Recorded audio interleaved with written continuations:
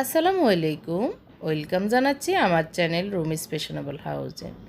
আমি ফারহানা ইয়াসমিন রুমি চলে আসলাম আপনাদের মাঝে একটি ব্লগ নিয়ে।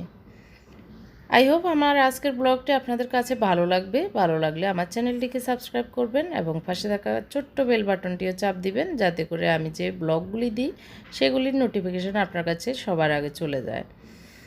আজকে আমি দেখাবো ডাক্তার জাহাঙ্গীর সাহেবের যে ডায়েট চার্ট দিয়েছেন, তো সেগুলি যে সকালের নাস্তা খাওয়া সেটারই রুটিন, সেটাই কী খাই কীভাবে রান্না করি সেটাই দেখাবো, এবং আমি 2 দিনের ব্লগ একসাথে আজকে দেখাবো।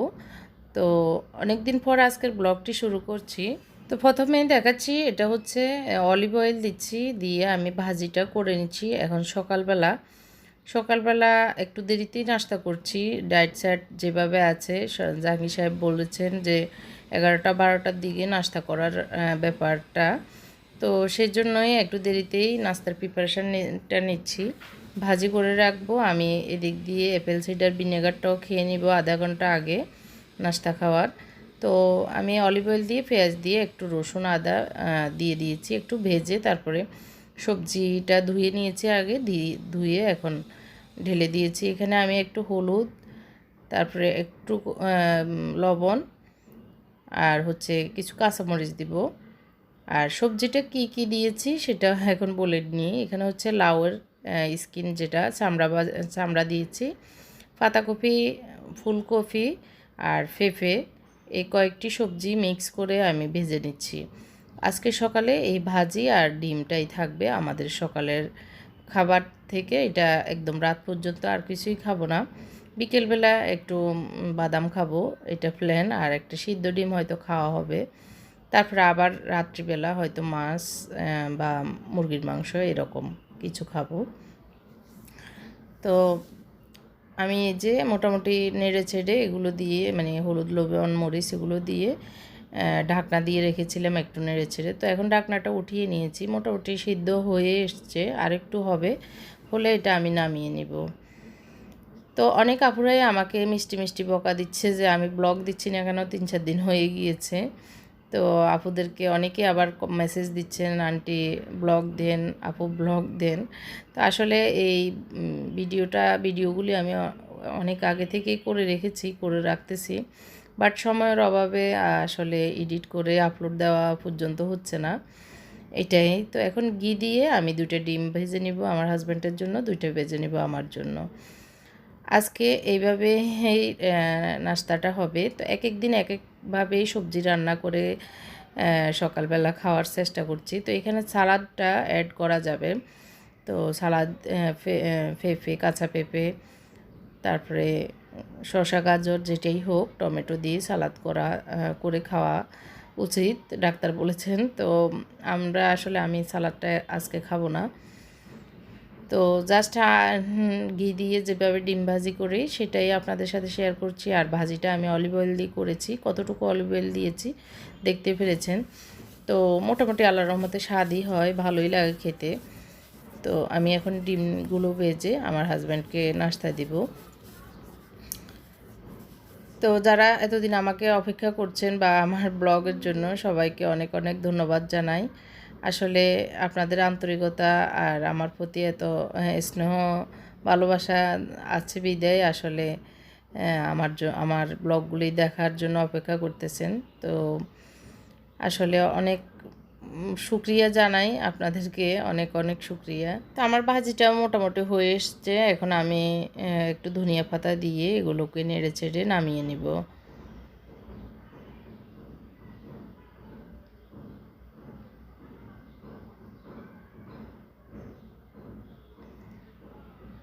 তো এই তো নাস্তা দিয়ে দিয়েছি আজকে। এরকম এক বাটি সবজি ভাজি হোক, রান্না হোক, আর হচ্ছে ডিম, 2টা ডিম ঘিয়ে ভাজা। আজকের নাস্তা এটা, আমিও খাবো, আমার হাজব্যান্ডকেও দিয়েছি। তো খেয়ে নেওয়ার পরে এখন খালাও চলে এসেছে, তো উনি ঘর ঝাড়ু দিয়ে ঘর মুছবে। তার আগ দিয়ে আমি ড্রয়িং রুমটাতে অনেকগুলো আমার বোরকার কাপড় ছিল, সেগুলোকে সরিয়ে নিয়েছি। সরিয়ে আমি এগুলো রুমে নিয়ে গিয়েছি। তো ওই কর্নারটা আমি ভালো করে জেডে টেডে দিয়েছি, একটা কার্পেট ছিল সেটাকে উঠিয়ে এখন টি টেবিলের উপরও অনেকগুলো জিনিস পড়ে আছে, সেগুলো ঠিক করে নিচ্ছি। আসলে একটু একটু করে আমি কাজ করতেছি, কারণ একসাথে কাজ করা আমার সময়ের অভাব হচ্ছে। একদিকে দিন ছোট, আরেকদিকে অনেকগুলো কাজ আসলে মেনটেন করতে গিয়ে এখন ঘরের কাজটা একদম খুবই কম কম করেই আমি শেষ করার চেষ্টা করি। এক এক দিন এক এক টুকু করে শেষ করছি, কারণ বেশি জোর দিয়ে করতে গেলে আমি নিজে অসুস্থ হয়ে যাব। এই জন্য আমি যতটুকু প্রতিদিন পারি ততটুকুই করে নিচ্ছি। তো খালা ঘর ঝাড়ু দিচ্ছে, আমি এদিক দিয়ে সব কিছু মানে ক্লিন করে গুছিয়ে দিচ্ছি, যেন ময়লা থাকলে সেগুলো নিচে পড়ে যায়, আর ঘরটাও ঝাড়ু দিলে সেটা চলে যায়, এটা আর কি। তো ড্রয়িং রুমটা একটুখানি গুছিয়ে নিচ্ছি। তো আমি ড্রয়িং রুম মেকওভার করব, সেটার ভিডিও ইনশাল্লাহ সামনে দিব। আর বেডরুম মেকওভার ভিডিও দেখা যাক 2-1 দিনের ভিতরেই পাবেন ইনশাল্লাহ। তো এই যে আমার মোটামুটি এটুকু গুছানো হয়েছে, যেটুকু হয়েছে সেটুকু দেখিয়ে দিয়েছি। আর এই ডিবাংটা আমি ড্রয়িং রুমে নিয়ে যাব, আর এখান থেকে আসলে টিভিটা ড্রয়িং রুমে নিয়ে গিয়েছি। তো এটাও এখনও গুছানো হয়নি, এইভাবে আছে। আর ডিবাংটা আমি এখন নিয়ে যাব, যেখানে কার্পেট রেখেছিলাম, কাপড় ছিল আর কি, সেইখানে নিয়ে যাব। এখানে আমি কমন যে স্পেসটা সেটাতে টিভি ছিল, এখন টিভিটা ড্রয়িং রুমে নিয়ে গিয়েছি। যারা আমার নিয়মিত ভিউয়ার্স তারা তো জানেনই আমি কোথায় কী রেখেছি, তো যারা নতুন তারা তো জানেন না।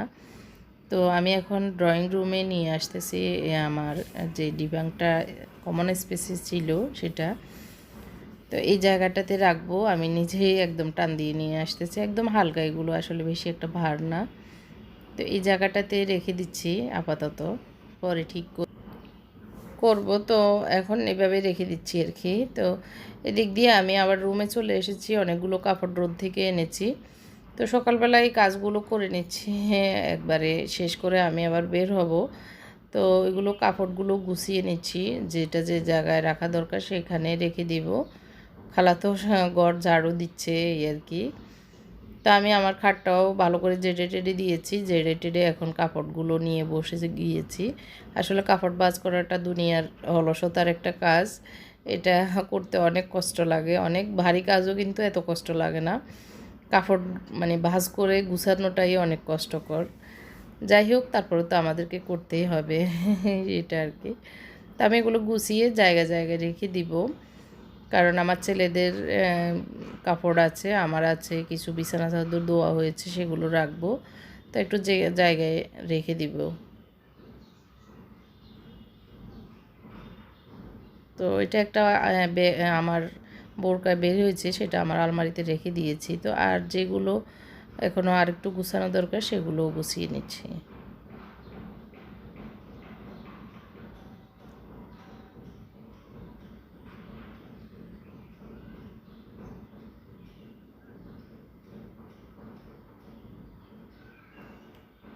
এখন আমি মোত্তাকির জামা কাপড়গুলো ওর আলমারিতে রেখে দিব। তো যারা আমার নতুন ভিউয়ার্স তারা জানেন না হয়তো, আমার 3 ছেলে, যে মোত্তাকি এখনও ঘুমাচ্ছে, প্রায় 10টা বেজে গেছে। তো ওকেও উঠাচ্ছি, মুনতাসিরও ঘুমে। ওদের আসলে স্কুল নেই, এখন তো ছুটি, যার কারণে ঘুমটা এখন সকালবেলা বেশি যাচ্ছে। তো মোত্তাকির এখন ড্রয়ারে আমি ওর গেঞ্জিগুলো একটু গুছিয়ে রাখতেছি, এলোমেলোই হয়ে আছে। তো যারা নতুন ভিউয়ার্স তাদেরকে বলবো, হ্যাঁ আমার 3 ছেলে, 2জন তো ছোট, মানে একজন ক্লাস 10-এ উঠবে এবারে, আর একজন ক্লাস 5-এ উঠবে। আর বড়জন হচ্ছে আমার মুবাশির, ও মালয়েশিয়াতে পড়াশোনা করতেছে আল্লাহর রহমতে। তো ওর ছুটি মানে ফার্স্ট সেমিস্টার শেষ হবে, 20 তারিখে পরীক্ষা শেষ হবে। এখন আসার জন্য আসলে অনেক দিন থেকে পেরেশান হয়ে গিয়েছিল, কিন্তু টিকিটই পাওয়া যাচ্ছে না। মালয়েশিয়ান শ্রমিকদেরকে এখন আসার জন্য সরকার যে সুযোগ করে দিয়েছেন, যার কারণে টিকিটের ক্রাইসিস, এই কারণে আমার ছেলেটা আসলে আসতে পারবে না। তো কি করব, আর বুঝিয়ে বলেছি একটু কষ্ট করে থাকো, হ্যাঁ আবার যদি কখনো ছুটি পড়ে, এখন 15 দিনের মতো ছুটি ছিল আর কি, তখন আসবে। তো এই যে কাপড়গুলো ড্রয়িং রুম থেকে এনে এই খাটটার উপরে রেখেছি। কারণ ওখানে নিচে আসলে অনেক সময় পানি টানি লাগতেও পারে, দাগ পড়ে যেতে পারে। এই যে মুনতাসির এখনও ঘুমাচ্ছে, প্রায় 10টা 10:30টায় বেজে যাচ্ছে। তো উঠাবো, একটু পরে উঠে যাবে, তারপরে ঘুমিয়ে নেক। আর আমি আমার কাপড়গুলো কাজগুলো করে নিচ্ছি, গুছিয়ে নিচ্ছি। এটা হলো আমার বিছানা চাদরের ড্রয়ার, সেটাতে এগুলো রেখে দিয়েছি। আর এগুলি হচ্ছে আসলে আমি একটু কুকারে এই জিনিসগুলো কিনেছি। আসলে চোখের নিচে আসলে কিছু একটা পছন্দের পড়লে সেটা আর না এনে থাকতে পারি না। তো 2টা কাপ নিয়েছি বড় বড়, কফি চা খাওয়ার জন্য। আর হচ্ছে ছোট্ট একটা কেটলি, খুবই মায়া লেগেছে এই জন্য নিয়ে নিয়েছি, মানে খুবই দেখতে আদর লেগেছে। আর 4টা ফ্রিজ টাইপের প্লেট নিয়েছি, কালারফুল কালারফুল। এই প্লেটগুলো নিত্য ইউজ করতে ভালোই লাগবে। আর আমরা যেহেতু এখন সবজি খাচ্ছি, একটু গভীর প্লেট ফ্রিজ হলেই ভালো, এই জন্য এই 4টা নিলাম। তো একটু কালারফুল নিয়েছি, দেখতে ভালো লেগেছে এই জন্য। আর ছোট্ট একটা কলসি নিয়েছি, আর ছোট্ট একটা ট্রে নিয়েছি, 20 টাকা। হ্যাঁ, এগুলো ট্রেটা এই আর কি, আরগুলো কিন্তু অন্য দাম আছে। এই তো নতুন প্লেটে এখন সবজি খাচ্ছি। সকালের ভাজি লাউ রান্না করেছি দুপুরে, আর হচ্ছে মাছ রান্না করেছি, এগুলো একটু খেয়ে নিচ্ছি। আসলে দুপুরের রান্নাটা আজকে দেখাই নাই, কি রান্না করেছি। লাউ রান্না করেছি চিংড়ি মাছ দিয়ে, একটু যে রিক্সা মাছ না পোয়া মাছ কি বলে আসলে জানি না, সেই মাছটা নদীর আর কি, সেটা রান্না করেছি। তো এখন হচ্ছে রাত্রিবেলা আমি একটু বিছানা চাদর বিছিয়ে নিচ্ছি, ডাইনিং টেবিলের উপরে সব কিছু নামিয়ে একটু 2টা বোরকা কাটবো। তো সেই জন্য আসলে নিচ্ছি, কারণ আমার একটা মাস্টার বাড়িতে চলে গেছে, একটু আমার 2টা বোরকা ইমার্জেন্সি দিতে হবে। সেই কারণে নিজেই ভাবলাম যে একটু কষ্ট হলেও কেটে দিই, কারিগর আছে, ওরা সেলাই করতে পারবে, অসুবিধা নেই। তো কাজের যখন একটু হিমশিম খেয়ে যায়, মানে অনেকগুলো চাপ পড়ে, তাই তখন নিজেও অনেক কিছু কাজ করে দিতে হয়, মানে একটু হেল্প করা আর কি। তখন আমার নিজেরই উপকার হয়, ডেলিভারি দিতে সহজ হয় এই কারণে। তো আমি একটু আমব্রেলা কাট যে ইয়েগুলো গাউনগুলো, সেগুলো একটু কেটে দিচ্ছি, 2টাই কাটবো। এগুলো ইমার্জেন্সি কালকে ডেলিভারি দিতে হবে, তো রাতে কেটে দিচ্ছি, সকালে এগুলো ধরবে, বিকেলের ভিতর শেষ হয়ে যাবে।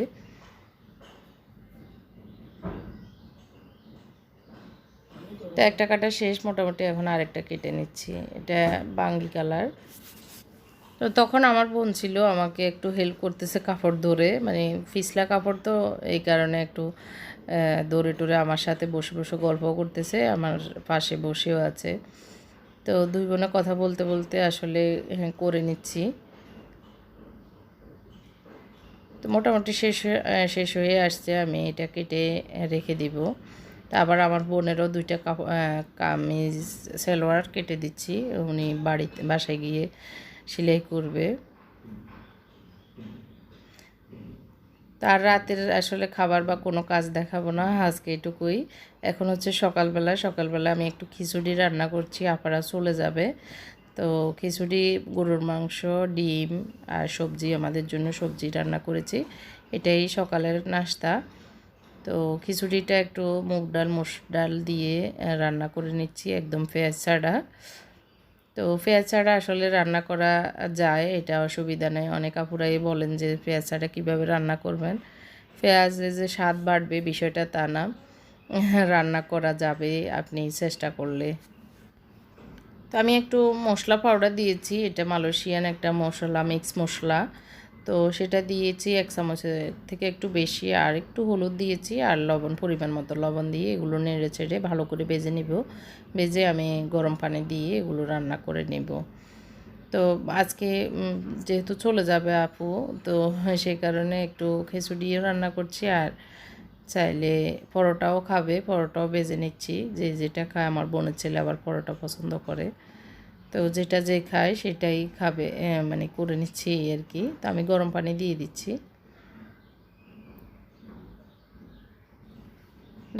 ডাকনা দিয়ে দিচ্ছি, এগুলো হয়ে যাক। এর ভিতরে আমি টেবিলটা গুছিয়ে নিচ্ছি, কারণ রাতে আমি টেবিলে কাজ করেছি, সেই কারণে টেবিলটা আবার ইয়ে হয়ে যাচ্ছে। তো জিনিসগুলো, দরকারি জিনিসগুলো টেবিলে রেখে দিচ্ছি।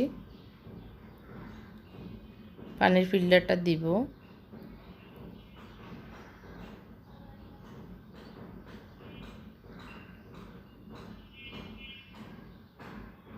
তো এর ভিতরে আমার খিচুড়িটাও হয়ে গিয়েছে। আমি এখন এটাকে একটু মানে চুলা একদম ডিমে আঁচে রেখে দমে রেখে দিব কিছুক্ষণ। মোটামুটি পানি শুকিয়ে গেছে।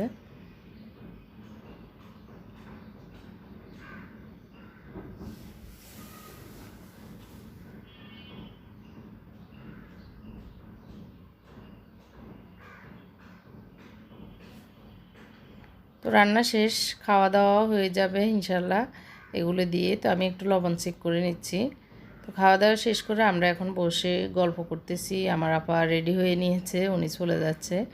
তো যাওয়ার আগ দিয়ে চা খেয়ে নিচ্ছে। তো আমিও আর লোভ সামলাতে পারিনি, ডায়েটের ভিতরেই কিন্তু একটু চা খেয়ে নিচ্ছি। তো আমার ছোটো ভাইয়ের বউ নামিরা, আমাদের নামিরা মনি,